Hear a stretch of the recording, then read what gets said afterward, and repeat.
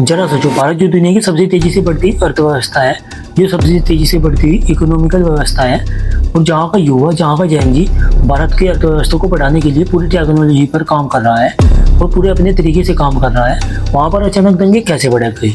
वहाँ पर अचानक दंगों का काम क्या आ गया? ये सवाल हर भारतीय के मन में जरूर आना चाहिए कि वहाँ पर दंगे कैसे बढ़ गए। लेकिन एक बात जरूर सोचना, दंगे कभी भी अचानक नहीं होते। ये एक सोची समझी साजिश होती है जिसके पीछे एक मकसद होता है, जिसके लिए बाहर से भी फंडिंग आ रही है भारत को अंदर से तोड़ने के लिए।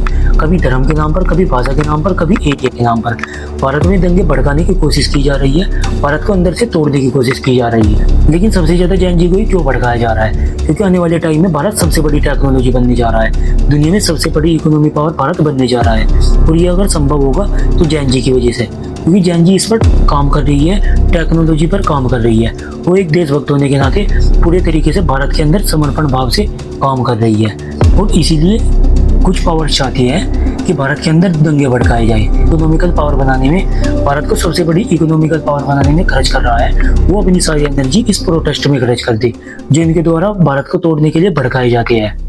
और इसीलिए जैन जी को सबसे ज्यादा भड़काया जा रहा है, जिससे अपनी सारी एनर्जी भारत की टेक्नोलॉजी में न खर्च करके अपनी सारी एनर्जी अपने नारों में, अपने प्रोटेस्ट में खर्च कर दी। देखो, आपने अपने आसपास पाकिस्तान, नेपाल और बांग्लादेश, यहाँ पर दंगे भड़कते हुए देखे ही होंगे। और इसलिए कुछ पावर्स चाहते हैं ग्लोबली और इंटरनेशनल तरीके से, कुछ पावर्स ये चाहते हैं कि भारत में भी इस तरह की सिचुएशन क्रिएट की जाए। और इसलिए आपने देखा होगा कि लद्दाख, मणिपुर और बंगाल जैसे राज्यों में कई बार हिंसा भड़काने की कोशिश भी की जा चुकी है, क्योंकि वो जानते हैं कि भारत को बाहर से कोई भी नहीं हरा सकता, कोई भी ताकत दुनिया की भारत से बाहर को नहीं हरा सकती। इसलिए भारत को अंदर से तोड़ने की कोशिश की जा रही है। लेकिन अब सवाल ये खड़ा होता है कि जब हम सब कुछ समझ ही चुके हैं, हमारी समझ में सब कुछ आ चुका है, हम ही तो जैन जी है, हम ही तो अपने देश को संभालने वाले हैं, तो फिर हम इन प्रोटेस्ट में क्यों जाए? क्यों हम इन लोगों का साथ दें जो भारत को अंदर से तोड़ने का प्रयास कर रही है, भारत की इकोनॉमिकल पावर को गिराने का प्रयास कर रही है? क्यों हम इनका साथ दें? क्योंकि ये लड़ाई किसी धर्म की नहीं, किसी राजनीति की नहीं, बल्कि ये लड़ाई है अपने भारत को बचाने की।